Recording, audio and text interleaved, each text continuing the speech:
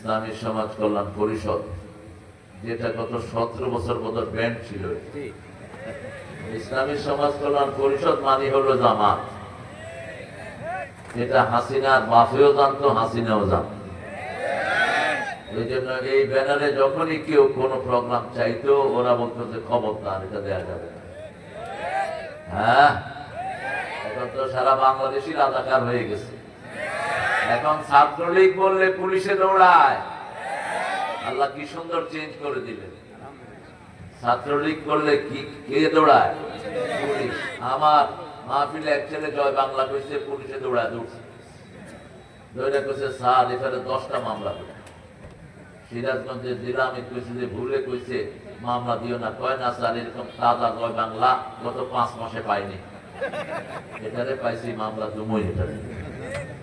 হ্যাঁ, জুলুম করে যারা ভাগে, তারা হত্যা করে যারা জমিনে থাকতে পারে না, তারা জমিন আল্লাহ তুই হত্যা করলি কেন? জমিন আল্লাহ তুই লুট করলি কেন? বেয়াদব! জমিন আল্লাহ আল্লাহর কোরআনকে তুই বন্ধ করলি কেন? তোর আর কখনো এই জমিনে আসা হবে না। ঠিক না ভাই? আল্লামা সাইদি শেষ একটা মন্তব্য করে গেছেন জেলখানায়। মন্তব্যটা করেছেন সালাউদ্দিন কে চিনেন আপনারা? সালাউদ্দিন ভাই সাভারের এমপি। হ্যাঁ, সালাউদ্দিন ভাই আর ওর সাথে ছিল প্যানেল মেয়র সাভারের মির্জা আব্বাস ভাই সহ, এরা বাবর সহ, এরা জেলখানায় একসাথে খেতে বসেছেন আল্লামা সাইদি সাহেব সহ।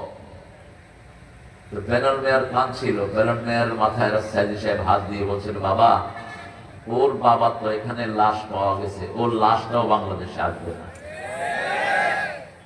ফয়সালা কার? আল্লাহ। আমরা কার কাছে হাত তুলবো?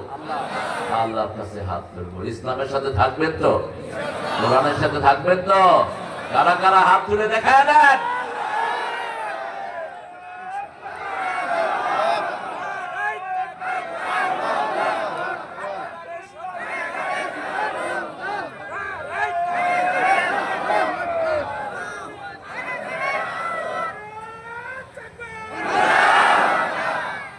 এই স্লোগানটাও তাদের দুশ্মন ছিল। এই স্লোগান দিলে বলতো যে অমুক দলের লোক, তো মহিলারা বলতো যে আমরা সব অমুক দলেরই হয়ে গেলাম। যাক, অথচ এটা ইসলামের স্লোগান, কোরআনের স্লোগান। ঠিক না ভাই? এটাই আমাদের জীবনের শুরু, এটাই শেষ। আর ওদের যে স্লোগানটা, ওটা মক্কার মুশরিকরাও দিত। জয় জয় স্লোগানটা মক্কার মুশরিকরা দিত। উলু ওমল, উলু উজ্জা। এই উলু শব্দটার বাংলা কি? জয়। বাংলা কি? জয়। এটা মন্দিরের শব্দ। জয় রাম, সিয়া রাম, জয় জয় রাম, জয় হোক।